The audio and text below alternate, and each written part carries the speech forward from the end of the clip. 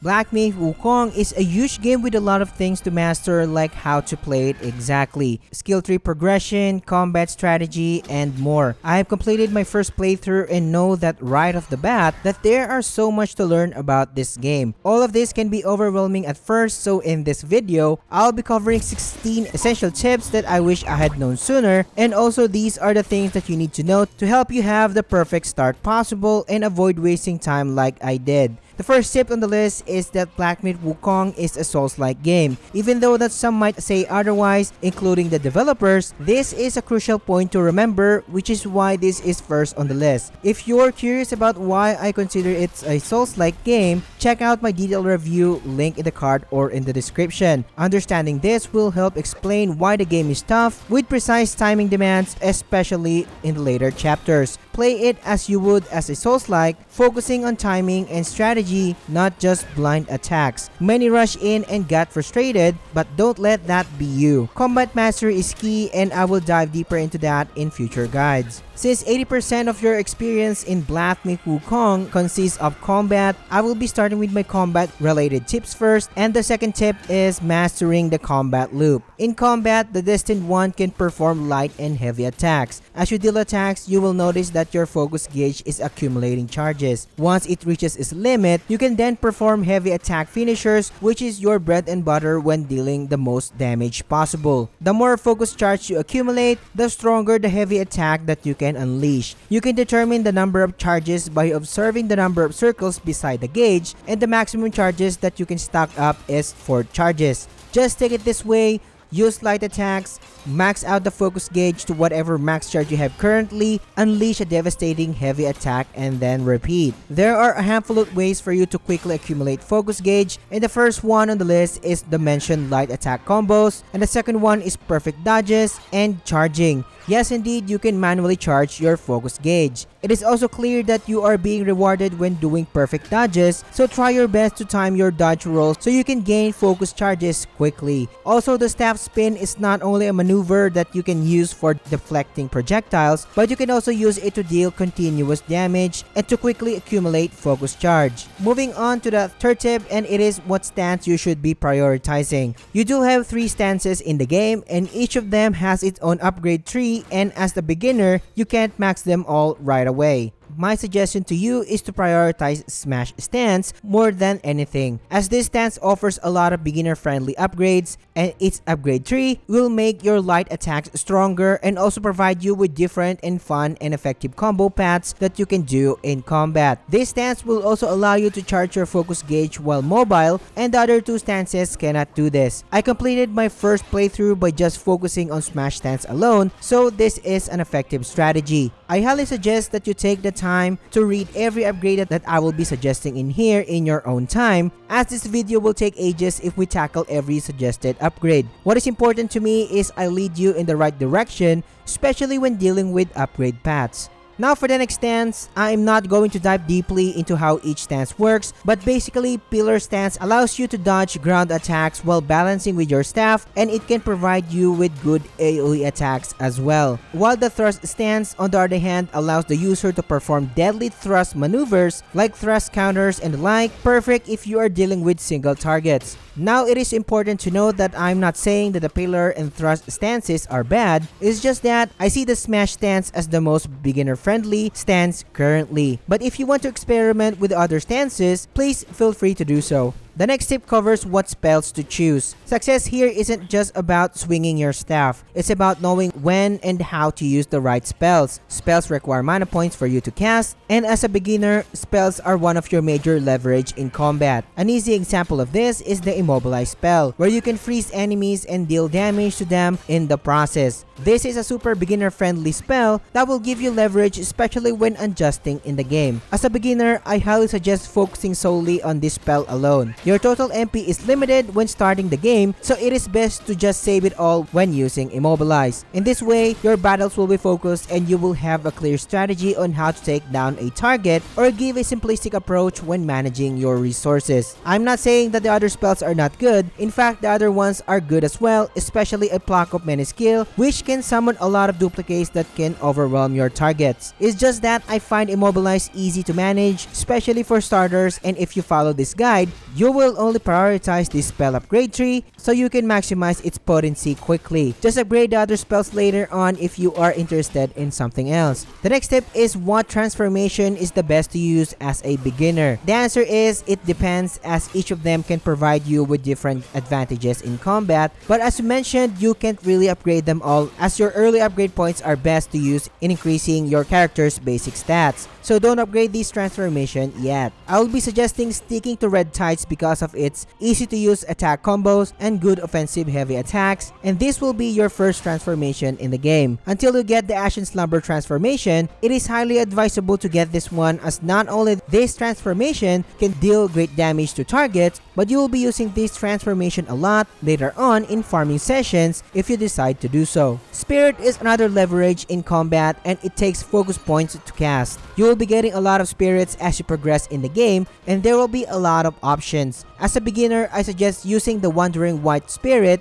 as your main offensive spirit. The reason is it deals huge tons of damage and also knocks down targets to give you more opening. But there's a caveat, it will be a challenge to take down this spirit at first, but if you manage to do so, you will get Cat Eye Beads, which is a curio and also increases your crit chance by 3 and the spirit itself. Quick note is, if you defeated the Wandering White early, you can absorb its spirit because you don't have the ability yet. But when you finally have the ability, the spirit drop already disappeared, which will make you think that it's gone. You can simply access any keeper shrine out there and choose the Retrieve Spirit feature to acquire all of the wandering spirits that you've missed. The next suggested spirit is the Gore-Eyed Taoist, which can pose its staff and grant you attack boost when you are near to it. You'll be dealing a good amount of damage as long the staff is around. I only suggested 2 spirits as your resources are also limited when starting the game, and you can go wrong with these 2 and they will carry you in your entire playthrough. Since you already know your main tools, the next tip is managing your resources in combat. To keep this short, what I usually do is cast Immobilize first. When the enemy is about to recover, use Wandering White Spirit to knock down the target again.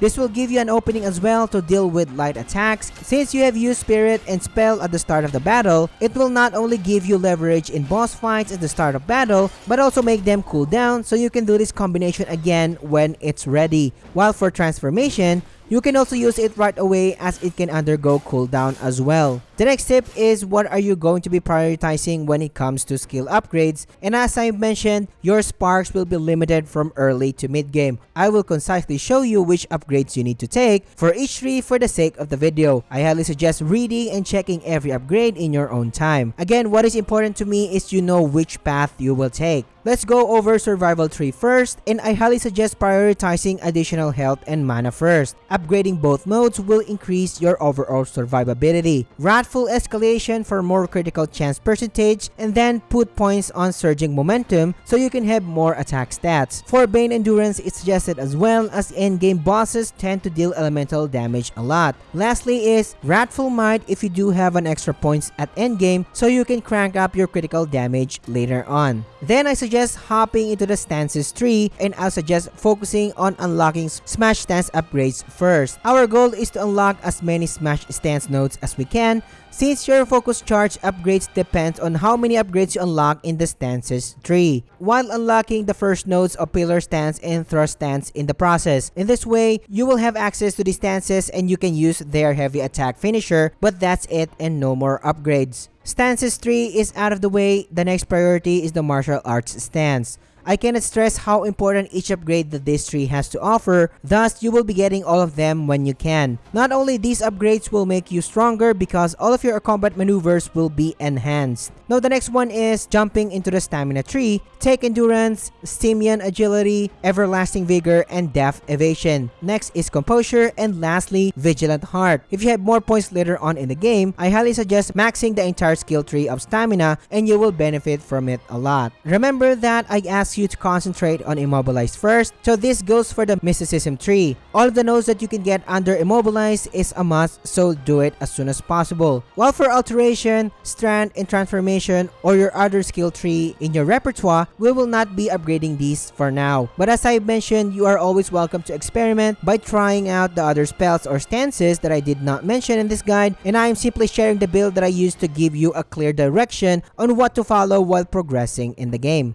If you wish to experiment, this leads us to my next tip, which is to take advantage of the unlimited respec feature. Just in case you prefer something else other than my suggestion, just access the Keeper Shrine, select Self-Advance, and then Reignite Spark. You can easily gain all of your used sparks, so try other builds. But if you are the type who loves to be strong right away, I made a specific guide on how to level up in fastest time possible or gain huge tons amount of will. Check the description or click the card here. But a quick disclaimer, grinding is optional in this game and you can beat the game by just exploring properly and getting stronger in the process. Before we move on to the next step, if you're tired of being hooked to a console or worried that your PC can handle the latest games like Black Myth Wukong, Boosteroid has got you covered. Boosteroid is a cloud gaming platform that lets you play your favorite games directly from your browser on any given device with an internet connection. No more hardware limitations, just pure gaming freedom. Head to the description section below for more information, and if you subscribe using my link, I will have a small commission that will help me as a creator at no extra cost to you. Thanks Boosteroid for partnering in this video. Now the hardest things are out of the way, moving on to my general tips. The next tip is don't be afraid of selling tiny pieces of gold for quick will or cash gains. They only have this sole purpose. But as mentioned, if you are really low on will, you can just follow my farming guide if you want to grind. The next tip that I have for you is don't stress over your equipment. If you just want to play the game one time, you can have the peace of mind to just progress since the game has this habit of handing down equipment to you. Like for example, if you defeated a boss or even before fighting a major boss, check the crafting section and usually you do have better staves and armor to craft. Another example is you'll be fighting a boss who can deal a fire damage. Check the crafting section. You will be able to craft an armor set strong against fire. It's not always the case though, but this is the trend.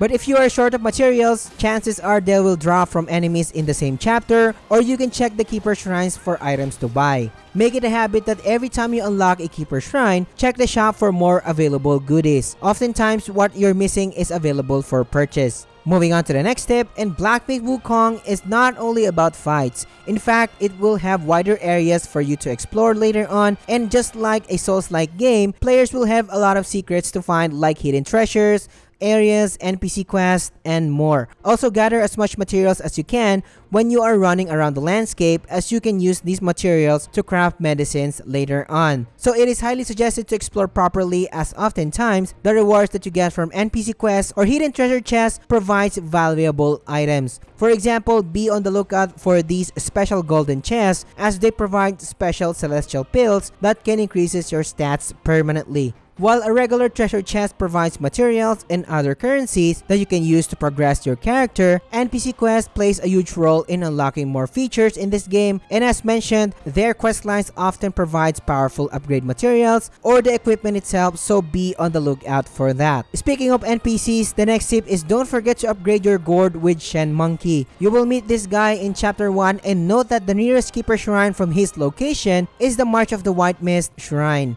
While progressing in the main story, you'll be getting these fragrant vines, which are like your golden seeds in Elden Ring, so you can increase the number of gourd charges that you can use in combat. Upgrade your gourd with Shen Monkey every time you have enough vines, as the more gourd charges you have, the higher the chance that you will win tough fights. It is easy to forget this as you progress in the game. Also, don't forget to check his shop from time to time, as he is selling fragrant vines and rare soaks as well. The next step is unlocking Sudog in the Crouching Tiger Temple Cellar in Chapter 2. If you helped Sudog earlier by killing the Yellow Frog or the Langling Go Bao, of course, I butchered the pronunciation, and giving Sudog his lost formula, you can unlock him in the Crouching Tiger Temple Cellar later on. He'll help you craft celestial medicines that increases your stats in exchange for mind cores. Now for a quick tip on what you should prioritize in this feature, max out HP and MP first before the other stats, as you can further increase your general survivability in combat.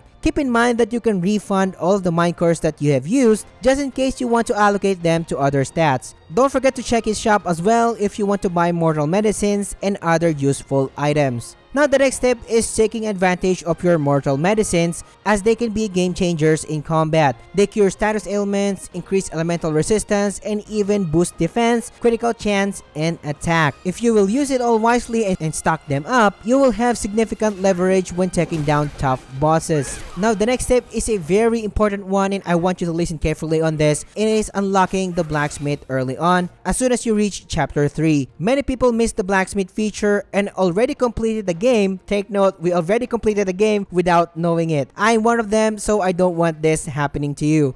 For the sake of the video, I will not be providing the steps on how to unlock it, but instead, I have linked my separate guide for it, just in case you can unlock it already. The main point of this tip is to make you aware that you can upgrade your armor, which can be a tremendous help, and it is only possible if you unlock the blacksmith. Plus, while doing so, you will be unlocking your main hub in the game so you can access your key NPCs in one place like Sudog and Shen Monkey. Crazy, right? You can only access this in chapter 3. That's a lot of tips, and I'm sure there are a lot of things that I wasn't able to include in this video as this is already taking a lot of time. These tips should help you get the most out of the game. If you found this guide helpful, make sure to like, comment, and engage as it helps me a lot. Make sure to subscribe as more Black Myth Wukong content is coming. But if you want to know if this game is for you, watch my full review here, and thank you for watching, and I will catch you on the next one.